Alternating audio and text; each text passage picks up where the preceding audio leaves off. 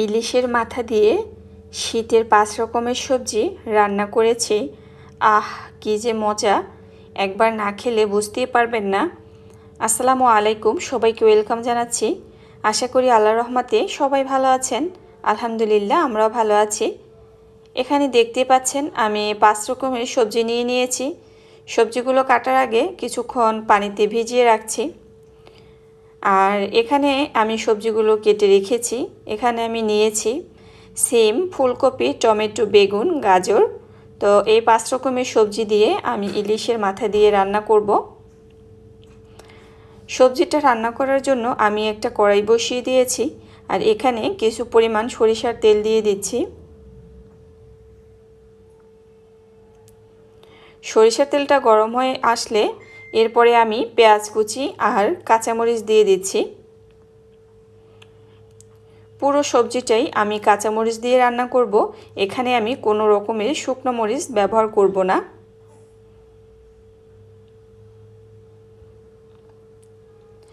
কাঁচামরিচ দিয়ে তরকারি রান্না করলে তার কালারটা যেমন অটুট থাকে, খেতেও কিন্তু ভীষণ ভালো লাগে।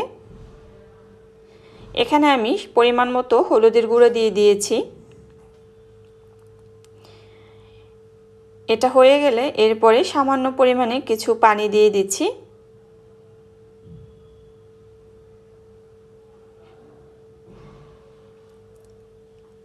পানিতে দিয়ে আমি মশলাটা কিছুক্ষণ কষিয়ে নিচ্ছি।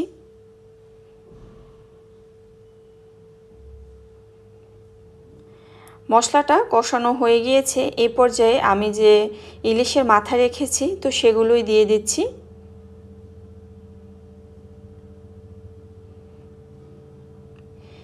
শীতের সবজি তো এমনিতেই মজাদার, সেখানে যদি ইলিশের মাথা দিয়ে রান্না করা হয় তাহলে তো কোনো কথাই নেই। দুপুরে আলহামদুলিল্লাহ তৃপ্তি সহকারে ভাত খেয়েছি। আর এতটা মজাদার হবে আমি বুঝতেও পারিনি।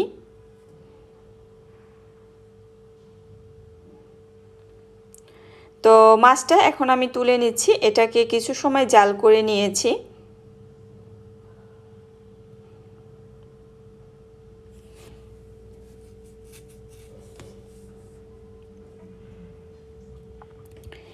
এরপরে এই মশলার ভিতরে আমি এখানে আলাদা করে কেটে রেখেছি আলু, তো সেগুলো দিয়ে দিয়েছি।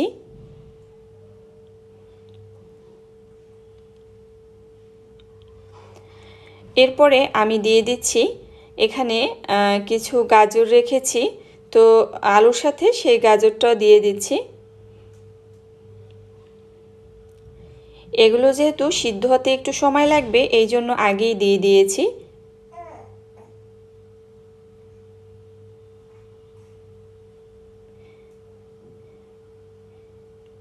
এটাকে আমি কিছু সময়ের জন্য কষিয়ে নিচ্ছি। আর এরপরে এখানে আমি দিয়ে দিচ্ছি সিম।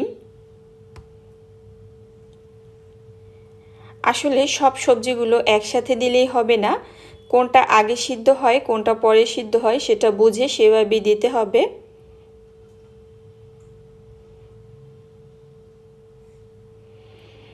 সিমটা দেওয়ার পরে এটাকে আমি মশলার সাথে মিশিয়ে আরও কিছুক্ষণ কষিয়ে নিব।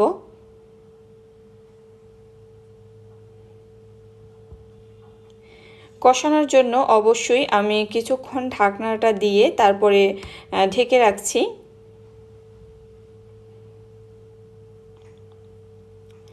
তো ঢাকনা দিয়ে কষানোর পরে আমি ঢাকনাটা তুলে নিচ্ছি।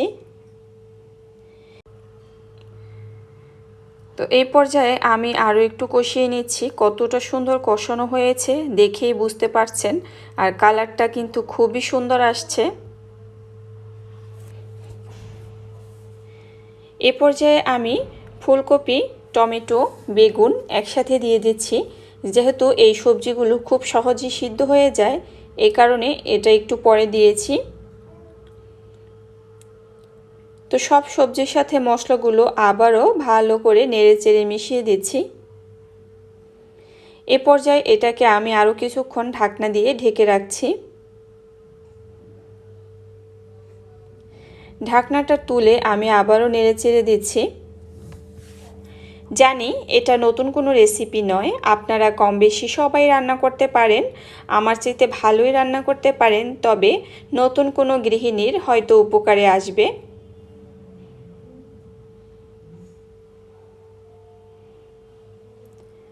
তো কষানো সবগুলো হয়ে গিয়েছে। এই পর্যায়ে আমি যতটুকু ঝোল দিব এই পরিমাণ মতো পানি দিয়ে দিচ্ছি। আমার মনে হয়েছে আর একটু প্রয়োজন, এই জন্য আমি আরও একটু দিয়ে দিচ্ছি, কারণ এটাতে আমি ঝোল রাখবো না, একদম মাখা মাখা রাখবো। যেহেতু আমরা পরিবারে মানুষ কম, তাই অতিরিক্ত ঝোল রেখে আসলে এতগুলো খাওয়ার মতো মানুষ নেই, এ কারণে আমি আমার মতো করে রাখছি। এখানে 80% সবজিগুলো সিদ্ধ হয়ে গিয়েছে, আর এ পর্যায়ে আমি মাছের মাথাগুলো দিয়ে দিচ্ছি। মাছের মাথার সাথে একটু হালকা করে নেড়ে চেড়ে দিয়ে আমি চুলার আঁচটা অফ করে দিয়েছি। তৈরি হয়ে গিয়েছে ইলিশের মাথা দিয়ে শীতের 5 রকমের সবজি।